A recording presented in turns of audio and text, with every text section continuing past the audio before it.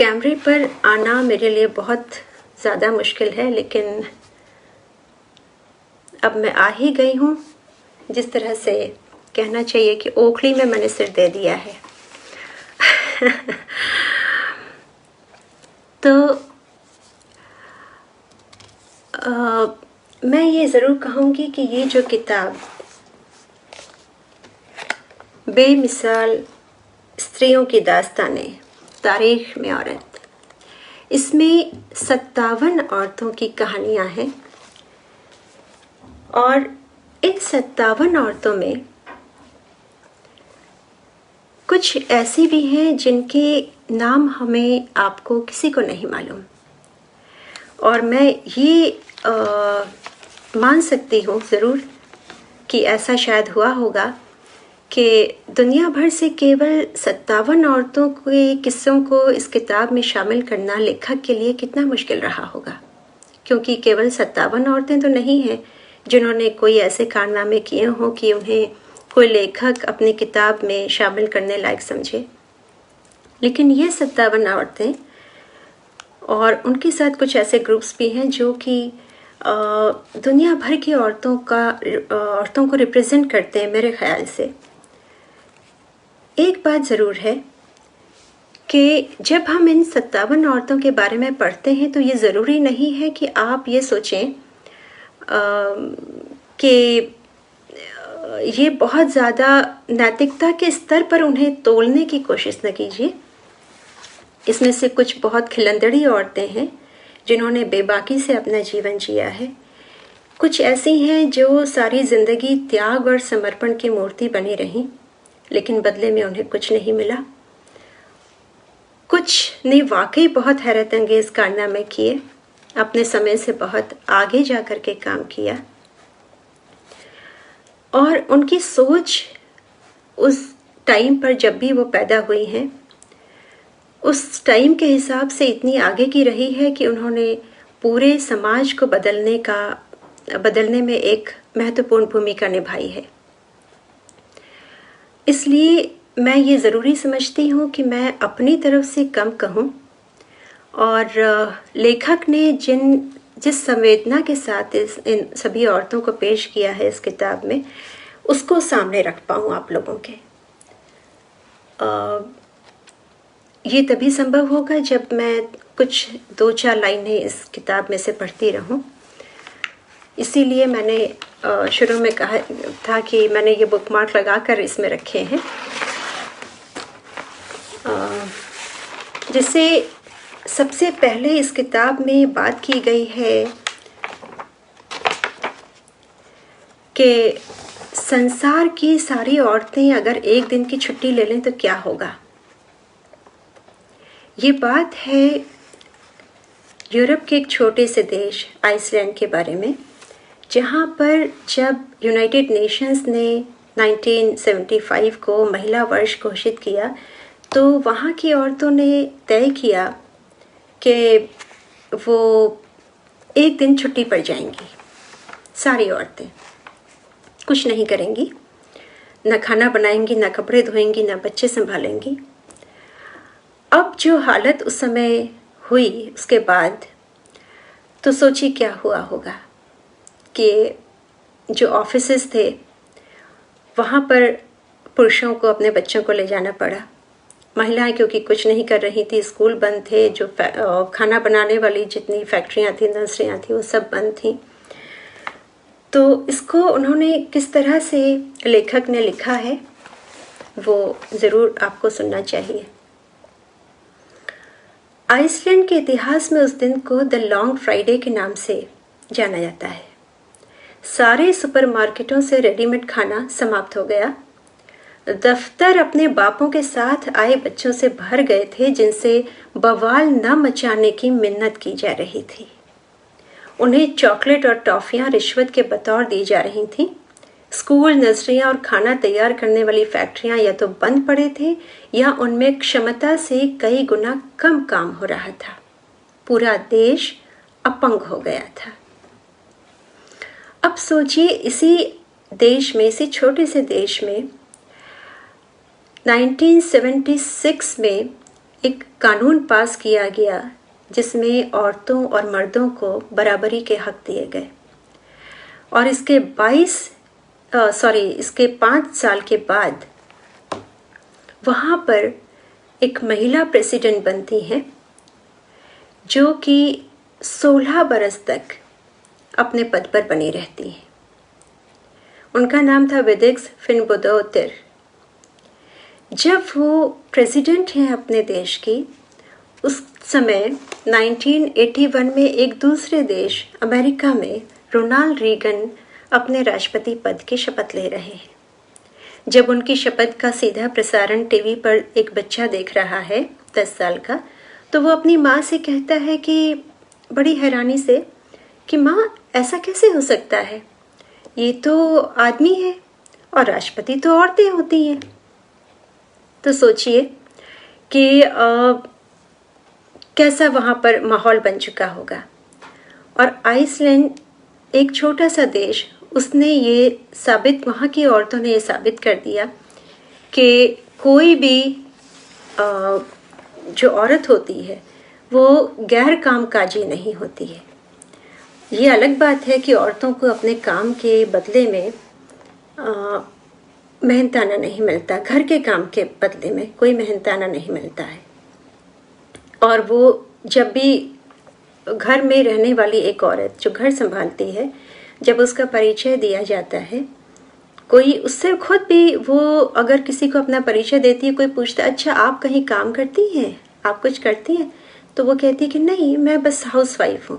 तो ये मैं बस सिर्फ हाउसवाइफ हूँ, ये खुद ये साबित करता है कि हमारे खुद के मनों में ये कितना भर गया है कि हाउसवाइफ होना मतलब कुछ काम नहीं करना। जबकि ये ऐसा है नहीं। ये बात आइसलैंड की उन औरतों ने तब साबित कर दी है। इसके बाद मैं जिस कहानी का जिक्र करना चाहूँगी वो है अफ्रीका की गुलाम माताएं। इसमें किसी का नाम नहीं है क्योंकि उनका कोई नाम ही नहीं था, क्योंकि वो गुलाम थी। गुलामों के कोई नाम नहीं होते। उन्हें अफ्रीका से यूरोप, अमेरिका बतौर गुलाम भेजा जाता था और उनके अधिकार तो आप समझ ही सकते हैं, मानवाधिकार की तो बात गुलामों के लिए कभी की ही नहीं गई। तो ये हुआ कि जब उन्हें पता चला कि उन्हें इस तरह से कभी भी कहीं भी भेजा जा सकता है, तो उन्होंने एक अनूठा तरीका अपनाया अपनी मिट्टी से जुड़े रहने का और अपनी मिट्टी की खुशबू को दूसरे देशों तक ले जाने का। उन्होंने क्या किया कि उन्होंने अपने और अपनी बेटियों के बालों में जब वो जूड़ा बनाती थी तो उनमें धान के बीज उसमें गूंथ करके सोना शुरू कर दिया, क्योंकि उन्हें ये नहीं पता होता था कि सुबह जब वो उठेंगे तो वो वाकई अपने ही घर में रहेंगे कि उन्हें उठा करके वहाँ से कहीं भी भेज दिया जाएगा। जब वो अपने जूड़ों में धान के बीज खोसे हुए दूसरे देशों में पहुंची, वहाँ उन्होंने उन अजनबी देशों में जा करके उन धानों के बीज से बीज बोया और वहाँ अपनी मिट्टी, अपने वतन की मिट्टी की खुशबू उन्होंने उगाई। तो ये बहुत छोटी सी बात लग सकती है, लेकिन आप थोड़ा गंभीरता से सोचिए तो आपको लगेगा कि वाकई क्या ये सच में इतनी छोटी बात है कि आज से कई सालों पहले जब अफ्रीका किसी देश में, अफ्रीका के किसी भी देश में से या कहीं से भी गुलामों को हमारे देश से भी जिस तरह से मॉरिशस में गुलाम बना करके भेजे गए, तो क्या उनके मानवाधिकारों की बातें करने वाले लोग आज ये सोच सकते हैं कि कभी ऐसा भी रहा होगा कि इस तरह का काम कोई औरतें कर सकती हैं? वो अनपढ़ औरतें, गुलाम औरतें, उन्होंने क्या सोच करके ये काम किया होगा? इसमें कई सारे प्रश्न हैं जो हमें खुद तलाशने हैं इस किताब से। ये किताब कई सारे प्रश्न आपके सामने खड़े करती है और लेखक का जो गद्य है, उनके कहने का जो तरीका है, वो हर साधारण बात को उसी तरह से कहते हैं जो साधारण होते हुए भी बहुत असाधारण होती है। इसी तरह पीरियोडिक टेबल के बारे में आपने सुना होगा, खास करके जो साइंस के छात्र हैं। ये रसायन विज्ञान की यात्रा में बहुत बड़ा पड़ाव, जैसा कि लेखक कहते हैं कि ये माना जाता है।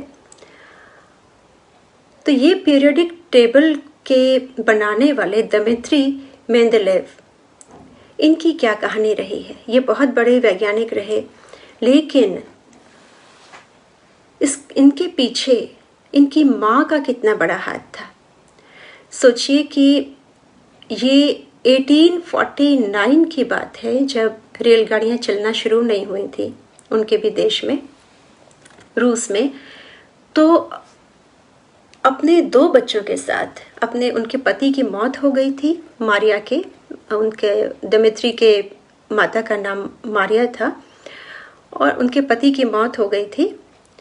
अपने बाकी बच्चों को वो वहीं रूस छोड़ करके, अपने घर छोड़ करके, अपने 2 छोटे बच्चों दिमित्री और उनसे बड़ी एक बहन एलिजाबेथ को लेकर के वे मॉस्को के रास्ते का सफ़र तय करने चल पड़ी। कभी स्लेज गाड़ी में तो कभी घोड़ा गाड़ियों से लिफ्ट मांगती, यूराल पर्वत के वीरान विस्तार में पैदल चलती। अपने जीवन भर की कमाई साथ लेकर चल रही उस माँ के भीतर अपने बेटे को पढ़ाने की इच्छा किस कदर धधक रही होगी। मॉस्को तक की यात्रा 4 से 6 हफ्तों में निपटी। मॉस्को विश्वविद्यालय पहुंचने पर उन्हें गहरी निराशा हाथ लगी जब दिमित्री को प्रवेश नहीं मिला। मारिया का भाई मॉस्को में रहता था, उसने भी प्रवेश दिलाने की मदद करने की कोशिश की, लेकिन कुछ नहीं हो सका। खैर, किसी तरह मारिया, क्योंकि हार नहीं मानने वाली थी, उन्होंने किसी तरह सेंट पीटर्सबर्ग का रुख किया, और वहाँ भी उन्हें पहले तो निराश ही होना पड़ा। फिर उसके बाद वहाँ पर किसी तरह एक संस्थान में उन्हें प्रवेश मिला। तो वहाँ जब उन्हें प्रवेश मिल गया तो उसके कुछ टाइम के बाद में 1850 में एक साल पहले वो अपने घर छोड़ करके यहाँ पहुँची थी, और 1850 में टीबी से उनकी मौत हो गई। लेकिन उससे पहले वो अपने बेटे को उसकी मंजिल पर पहुँचा चुकी थी। लेखक मारिया के बारे में लिखते हुए कहते हैं, हमें ये नहीं भूलना चाहिए कि उनकी माँ के भीतर यदि वैसी हिम्मत और दृढ़ इच्छा शक्ति नहीं होती तो दिमित्री मेंडेलेव का क्या बनता, कहा नहीं जा सकता। सचमुच में कहा नहीं जा सकता। दिमित्री मेंडेलेव की महान माँ के उस जज्बे की कल्पना अवश्य की जा सकती है, जिसने हर छोटी बड़ी मुश्किल का सामना कर अपने पुत्र की प्रतिभा की हिफाजत की। उन्होंने अपनी जान तक दे दी, लेकिन ये सुनिश्चित किया कि वो प्रतिभा उन कामों को अंजाम दे सके जिसके वो लायक थी। तो ऐसी हर एक माँ आपके आसपास होती है, बहन होती है, बेटी होती है, बीवी होती है, लेकिन अक्सर होता ये है कि उनके जो काम है वो नज़रअंदाज कर दिए जाते हैं और बहुत टाइम तक वो ऐसे ही रहते हैं। बहुत कम ऐसा होता है कि उनके किसी काम को कोई पहचान मिलती है। इसी तरह और है एक अमला शंकर। अमला शंकर कौन है? ये आप थोड़ा सा शायद जो उनका सरनेम है इससे कुछ अंदाज़ा लग रहा होगा। अंतर्राष्ट्रीय ख्याति प्राप्त नर्तक उदय शंकर की पत्नी। वो बहुत बड़े नर्तक थे, लेकिन ये भी बात है कि अमला भी कुछ कम प्रतिभावान नहीं थी। उनके साथ उनका बड़ा बेमेल सा विवाह एक हुआ। उदय शंकर ने अल्मोड़ा में सिमतोला नाम की जगह पर एक संस्थान बनाने की कोशिश की, हालांकि वो ठीक से आगे कुछ उसका बन नहीं पाया। और बाद में कुछ टाइम के बाद जब इनका दोनों अलग हो गए और उदय शंकर ने किसी और स्त्री के साथ संबंध जोड़ लिए, तब उसके बाद भी जो अमला के जीवन में एक तूफान आ गया। हालांकि अमला का ये कहना था कि अगर वो किसी ऐसी औरत के साथ गए होते जिसे उनकी नृत्य की और उनकी कद्र होती तो उसे बिल्कुल बुरा नहीं लगता, लेकिन उनका क्योंकि व्यक्तित्व ही उदय शंकर का इस तरह का था कि हर कोई स्त्री खास करके उनकी तरफ आकर्षित होती थी। तो जब तक अमला जिंदा रही वो कोलकाता के नृत्य संस्थान में 50 वर्षों तक, अगले 50 वर्षों तक उदय शंकर के घराने की नृत्य शैली को उन्होंने जीवित रखा। और इस तरह एक प्रतिभावान नर्तकी होते हुए जिसे उसका पूरा कुछ दाय नहीं मिला, उदय शंकर तो जगत प्रसिद्ध हो गए, लेकिन उनकी नृत्यांगना पत्नी उतनी प्रसिद्ध नहीं हो पाई क्योंकि वो उनके बनते बिगड़ते प्रेम संबंधों और अपने विवाह संबंधों के बीच कहीं खो गई। तो ये कुछ ऐसी दास्तानें हैं जो बहुत दर्द जगाती हैं। और इसी तरह से एक और है, ये बहुत महत्वपूर्ण बात है, इसका जिक्र तो बहुत ज़रूरी है, और ये है एलिस। ये एलिस, इनकी एक पहली बात तो ये है कि ये 116 साल तक जिंदा रहीं और उनकी मृत्यु के 2 साल बाद यानी 1804 में टॉमस आइसिया ने अमेरिकी इतिहास के उल्लेखनीय लोगों पर जो 2 खंडों का एक महत्वपूर्ण ग्रंथ लिखा, एक्सेंट्रिक बायोग्राफी, उसमें एलिस का जिक्र जॉन ऑफ आर्क के साथ होता है। अब आप सोच लीजिए कि वो एलिस कैसी रही होंगी, उनका क्या व्यक्तित्व रहा होगा। आप इसके बारे में सोच सकते हैं। काली एलिस को फिलाडेल्फिया का पहला वाचिक इतिहासकार माना जाता है क्योंकि उसने अपनी स्मृति में फिलाडेल्फिया के बसने का इतिहास किसी फोटोग्राफर की सी डिटेल्स के साथ दर्ज कर रखा था। और ये सोचिए कि एलिस बिल्कुल अपढ़ थी, उनकी कोई फॉर्मल एजुकेशन नहीं हुई थी कभी भी।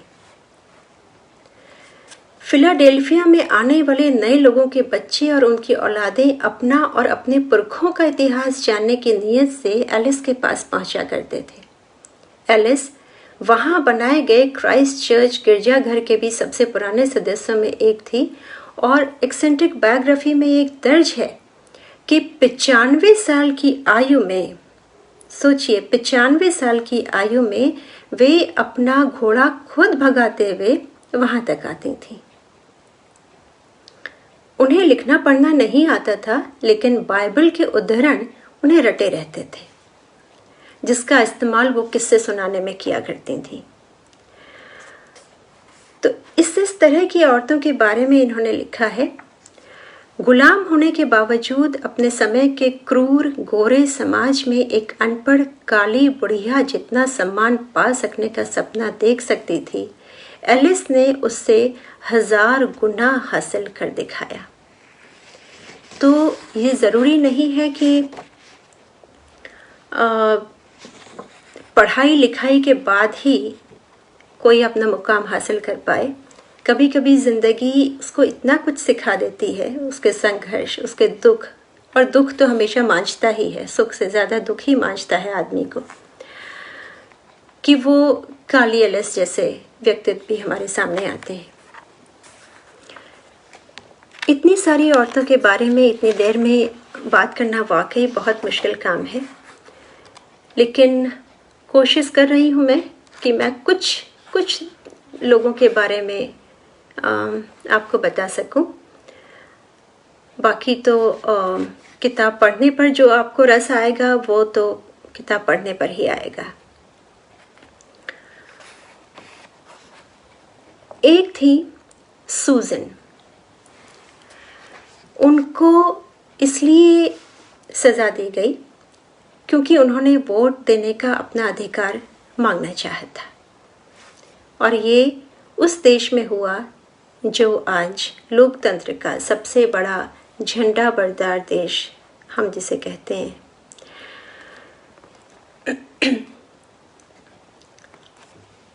उनके द्वारा जब उनके ऊपर मुकदमा चलाया गया तो उन्होंने कहा कि क्या अमेरिकी नागरिक का वोट डालना अपराध है।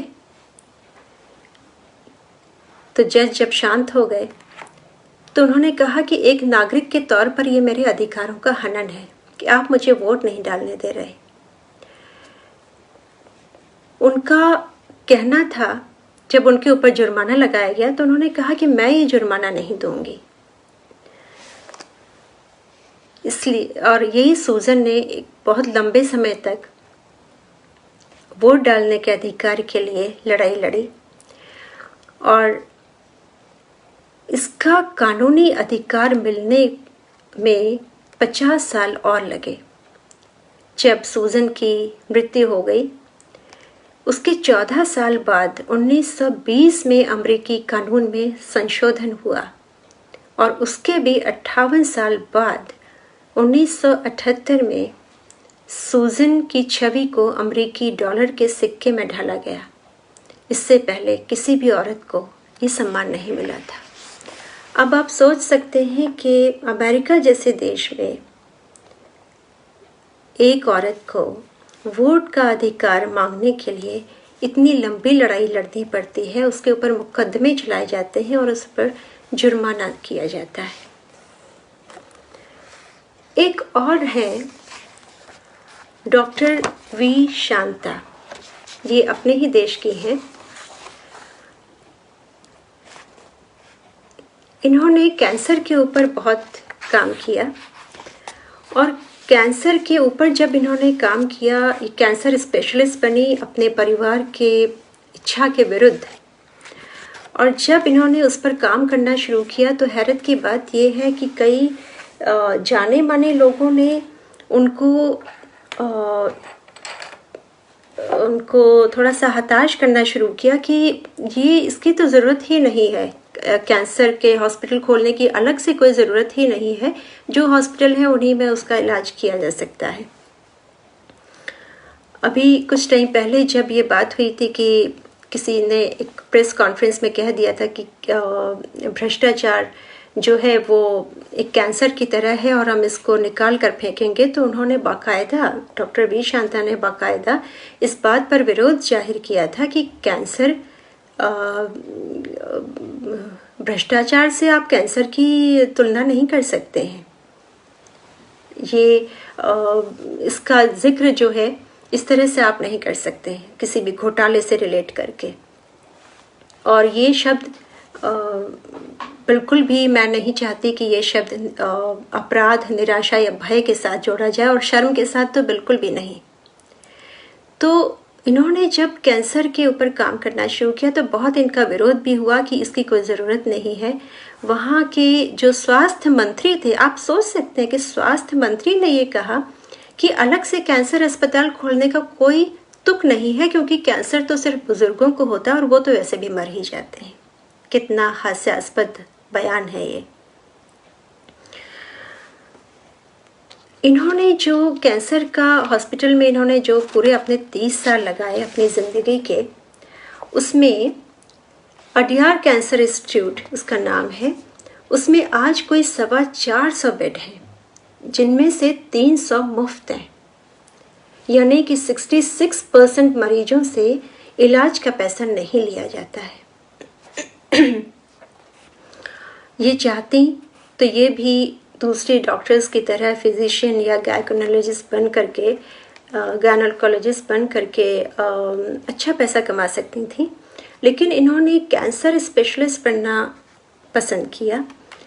और इनका एक मोटो था, जो इनके संस्थान का एक मंत्र वाक्य था कि सभी की सेवा। और इसी मंत्र वाक्य पर काम करते करते पिछले साल 19 जनवरी को इनका निधन हुआ है। तो लाखों लोगों का जीवन बचा चुकी इस महान स्त्री के 60 सालों की तपस्या की सूचना ही जब इक्का दुक्का अखबारों में छपा करती थी, जाहिर है उनके जाने की खबर ने तो अखबार चैनलों की बड़ी सुर्खी नहीं बनना था। ये लेखक का कहना है इनके बारे में। तो साथ साथ जब वो इन औरतों की बातें करते चलते हैं तो आप ये ज़रूर उनके में लिखे में पाएंगे कि वो कितनी संवेदनाओं के साथ इन औरतों की बातें कर रहे हैं।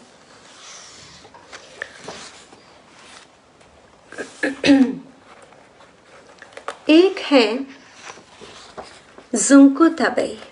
अब जुंको ताबेई कौन है? जुंको ताबेई वो छोटी सी महिला है जापान की, जिनका कद पूरा 5 फीट भी नहीं था, 4 फीट 9 इंच, और वो दुनिया की सबसे बड़ी जो पर्वत चोटियां हैं उनको फतेह कर लेती हैं। इनकी कुछ बहुत ही रोचक जानकारियां हैं जो मैं अपने आप को रोक नहीं पा रही हूँ आप लोगों के साथ शेयर करने से। इनका कद इतना छोटा था कि स्कूल में इनकी मजाक उड़ाई जाती थी, और इन्होंने जब पर्वतारोहण अभियानों में जाना शुरू किया तो इनके साथ के जो पुरुष थे उनका ईगो हर्ट होता था और वो चाहते थे कि ये उनके साथ अभियानों में ना जाएं। तो कई बार तो ये भी हुआ कि इनके साथी जो थे उस अभियान में पुरुष, उनमें से कुछ लोगों ने अपने नाम भी वापस ले लिए कि हम एक स्त्री के साथ में तो अभियान पर नहीं जाएंगे, और उन्हें लगता था कि ऐसा करने से शायद उनकी कुछ शान में कुछ गुस्ताखी हो जाएगी। खैर, उसके बावजूद उन्होंने 26-27 की उम्र तक पहुंचते पहुंचते जापान की जितनी भी चोटियां थीं आसपास की वो सारी फतेह कर ली थी। इसके बाद उन्होंने तय किया कि उन्हें माउंट एवरेस्ट पर भी जाना है। उन दिनों आपको मालूम है कि माउंटेनियरिंग कितना खर्चीला शौक है। कोई उनको स्पॉन्सर नहीं मिला, और आप सोच सकते हैं कि उन्होंने किस तरह इसकी तैयारी की होगी। उन्होंने बच्चों को ट्यूशन दिए अपना खर्चा इस पर करने के लिए, ताकि वो कुछ पैसे बचा सकें अभियान के लिए। तो फीस जमा करने के लिए उन्होंने बच्चों को ट्यूशन दिए। कार के कवर से वाटरप्रूफ दस्ताने बनाए अपने लिए, और पुराने पर्दों से अपने लिए ट्राउजर्स सिले। सोचिए कि इसके बावजूद वो कितनी जुनूनी महिला थी कि इसके बावजूद उसने अपने अभियान के शौक को खत्म नहीं होने दिया, और वो उस मार्ग पर चली एवरेस्ट के जिस पर 1953 में एडमंड हिलेरी और तेंजिंग नोर्गे चले थे। आखिर में जा करके उन्होंने 17 सालों में 7 महाद्वीपों की 7 उच्चतम चोटियों को फतेह करने वाली पहली स्त्री होने का गौरव भी हासिल किया। और जब वो सेलिब्रिटी बन गई जापान की और पूरे संसार की, तो जब जब उनसे पूछा जाता था कि उन्हें पहली महिला पर्वतारोही जो एवरेस्ट पर जिसने विजय पाई है उस पर ऐसा होने पर उन्हें कैसा लगता है, तो वो कहती थी कि इतनी विनम्र थी कि उन्हें वो कहती थी कि मुझे आप ऐसे मत कहिए कि मैं पहली महिला पर्वतारोही हूँ। मैं चाहती हूँ कि मुझे उस वक्त तक जो कि 36वें व्यक्ति के तौर पर मुझे याद रखा जाए। तो ये भी एक कारनामा है जो इस तरह की औरतों ने कर दिखाया है।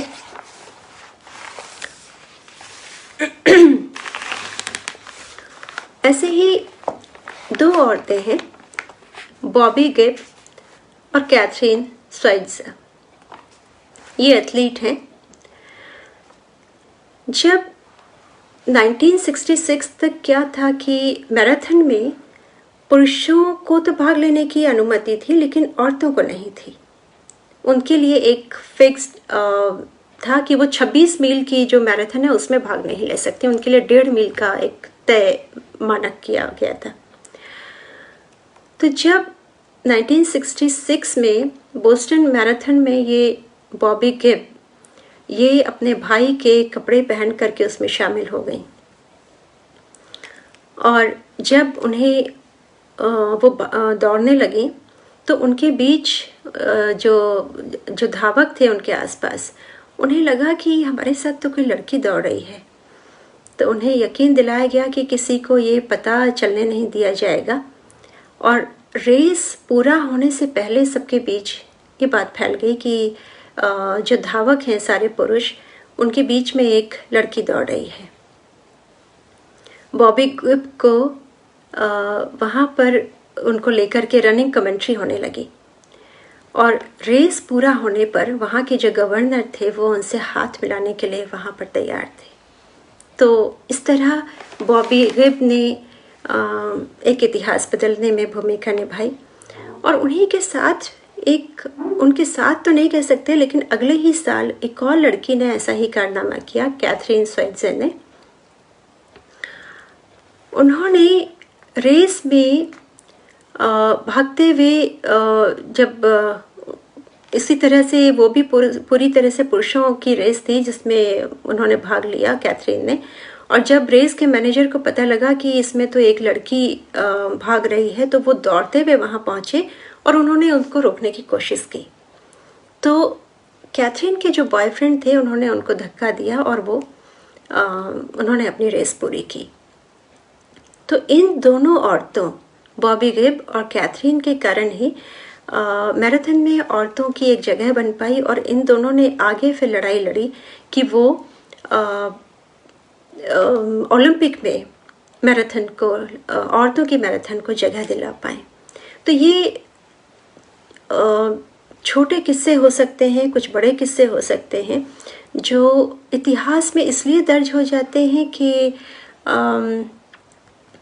कुछ औरतों ने उनके पीछे एक ऐसा काम किया है जो आज की पीढ़ी को जो मुकाम हासिल है, खास करके औरतों को जो सुविधाएं हासिल हैं, उसके पीछे बॉबी गिब, कैथरीन और इसी तरह की बहुत सारी वी शांता, मारिया, इसी तरह की बहुत सारी औरतों का हाथ है। इसमें शायद किसी को कोई भी उलझ नहीं होना चाहिए। मुझे समझ नहीं आ रहा है कि मैं कितनी औरतों के बारे में इस दौरान बात कर सकती हूँ। इसमें कुछ बहुत ही जिनको कहना चाहिए कि साधारण स्त्रियों की बातें भी हैं, और जैसे कि वो गुलाम औरतों की बात थी, इसी तरह से लेखक ने एक यहीं की उत्तराखंड की एक घूमते हुए, जो वो घुमक्कड़ी के लिए जाने जाते हैं, तो उन्होंने सतपुली की विजयेश्वरी देवी का एक इसमें बयान दर्ज किया है कि वो एक ऐसी औरत है जो एक आम पहाड़ी औरत है जिसके बचपन में ब्याह हो जाता है। पति, जैसा कि अक्सर होता है, कि बहुत बड़ा है उम्र में। जब उसकी बीमारी से जल्द मौत हो जाती है तो विजयेश्वरी के 4 बच्चे हैं, 3 बेटियां और एक बेटा। उनके पास कुछ पैसा नहीं है। वो एक बहुत ही संघर्षों से तपी हुई एक औरत है और उनकी आंखें इतनी सूनी हैं जितनी किसी के इतने दुख के बाद, लगातार दुख सहते जाने के बाद जैसे किसी के आंसू सूख जाते हैं, वैसे ही। ये जो संवेदना यहाँ पर लेखक की प्रकट हुई है, उसे आपको ज़रूर सुनना चाहिए। वो उनके साथ जब बातचीत करते हैं तो उस बातचीत के बाद विजयेश्वरी की बातों को वो इस तरह से उनका जो चित्र लेखक ने खींचा है वो कुछ इस तरह से है। वो अपनी हथेली को एक बार सोने माथे पर फिराती है। उसकी आंखों में फिर से नमी आने लगती है। उसकी आंखों को गौर से देख सकना नामुमकिन है। वे निहायत सूख चुकी आंखें हैं। उनमें आंसू नहीं आते, सिर्फ नमी रिसाती है। ठीक जिस तरह सूखी पहाड़ी ढलानों पर कभी कभी बेमौसम का कोहरा चढ़ता आता है, समय ने उस पर कितने जुल्म किए होंगे ठीक ठीक बता पाना संभव नहीं होगा। अब उन आंखों में किसी तरह की कोई याचना भी नहीं बची है। कोई ढंग से बात कर ले तो उसे अचरज होता है। ये सिर्फ एक विजयेश्वरी नहीं है, ये कदम कदम पर मिलने वाली पहाड़ में, या सिर्फ पहाड़ में ही नहीं, पूरे देश में, शायद पूरे दुनिया में, लेकिन खास करके पहाड़ में मिलने वाली एक आम औरत की कहानी है। और ये लेखक की संवेदनाओं को बहुत अच्छी तरह से बयान करती है।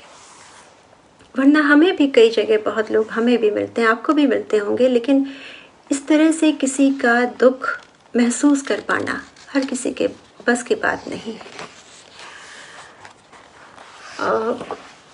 समय शायद कम बचा है, लेकिन हाँ, मैं एक और ज़रूर इसमें लेने चाहूँगी। बहुत सारे लोग हैं जिनके बारे में मैं बात करना चाहती थी, लेकिन समय की पाबंदी है। एक रही है हुमायूं व्यारावाला, जिन्हें हिंदुस्तान की पहली फ़ोटो जर्नलिस्ट होने का गौरव हासिल है। उस समय जबकि पारसी समुदाय बाकियों से ज़्यादा उन्नत समुदाय है, पढ़ाई लिखाई के मामले में तो और भी ज़्यादा, लेकिन उस पारसी समुदाय में भी मैं ये फिर पढ़ती हूँ इसे, जिस दौर में हुमायूं की हम उम्र पारसी लड़कियां महंगे सिल्क के पश्चिमी कपड़े पहन पियानो बजाना सीख रही होती थीं, खादी की साधारण धोती लपेटे, कंधे पर भारी कैमरा और फ्लैश वगैरह लटकाए हुमायूं देश में घट रही महत्वपूर्ण घटनाओं को दर्ज कर रही थी। उनके इस अजीबोगरीब लगने वाले होलियों को लेकर पारसी समुदाय में उनका उपहास उड़ाया जाता था। और इसके बाद तो बहुत एक रोचक बात घटती है। एक सुबह वे हमेशा की तरह काम पर निकल रही थी जब उनके एक पड़ोसी ने तंज किया, सवेरे सवेरे किसकी हजामत बनाने जा रही हो? तो पारसी जैसे कि अपनी हाजिर जवाबी के लिए प्रसिद्ध हैं ही, अपने ह्यूमर के लिए, तो हाजिर जवाब हुमायूं का उत्तर था, आपको बनवानी है। यही शायद इस बात का सबसे अच्छा उत्तर हो सकता था। इसके बाद समय की पाबंदी को देखते हुए मैं एक औरत के बारे में बिना कहे इस बात को ख़त्म नहीं कर सकती, और वो है, मैं पढ़ती हूँ तो आप ज़रूर समझ जाएंगे कि वो कौन है। 1986 की 13 फरवरी को लाहौर के अल हमरा आर्ट्स काउंसिल के ऑडिटोरियम में वो तारीखी महफिल सजी। पूरा हॉल भर चुकने के बाद भी हॉल के बाहर भीड़ बढ़ती जा रही थी।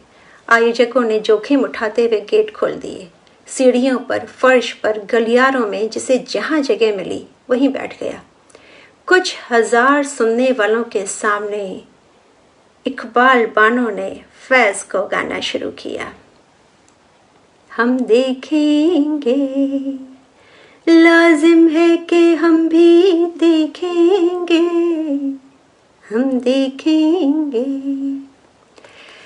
नज़्म के शुरू होते ही समूची हॉल में बिजली दौड़ने लगी। सुनने वालों के रोंगटे खड़े होना शुरू हुए। दर्द के नश्तरों से बिंधी इकबाल बानो की पकी हुई आवाज़ के तिलिस्म ने धीरे धीरे हर किसी को अपने आगोश में लेना शुरू किया। अजब दीवानगी का आलम तारी होने लगा। लोगों ने बाकायदा लयबद्ध तालियों से इकबाल बानो का साथ देना शुरू किया।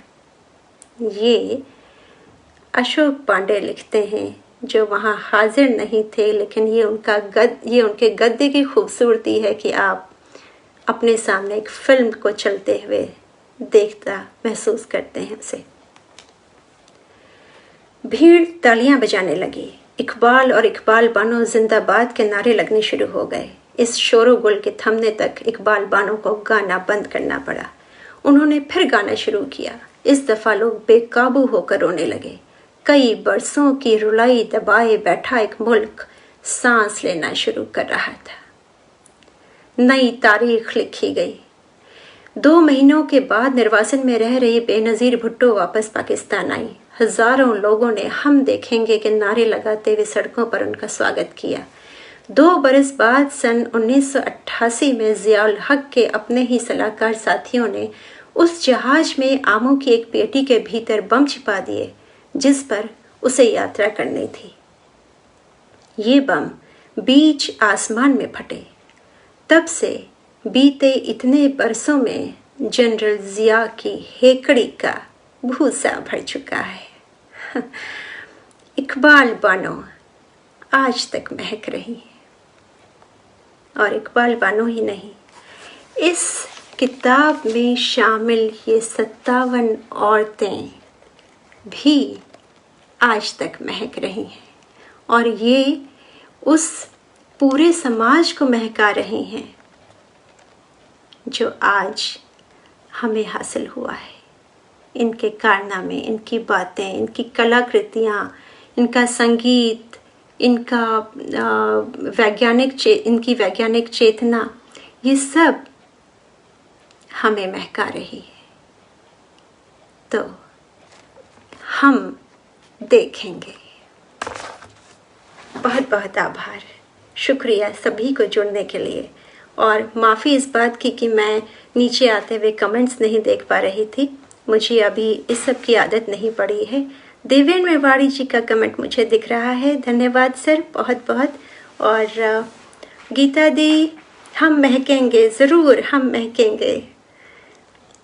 सभी औरतों को, इस पूरे समाज को जिन्होंने औरतों की मदद की, जिनको औरतों ने मदद पहुंचाई, क्योंकि स्त्री और पुरुष दोनों के साथ ही ये समाज आगे बढ़ता है। इसे लिखने वाला भी एक पुरुष ही है, तो उन्हें भी बहुत बहुत शुक्रिया ये कहानियाँ हमारे सामने लाने के लिए। सलाम अशोक, नमस्कार।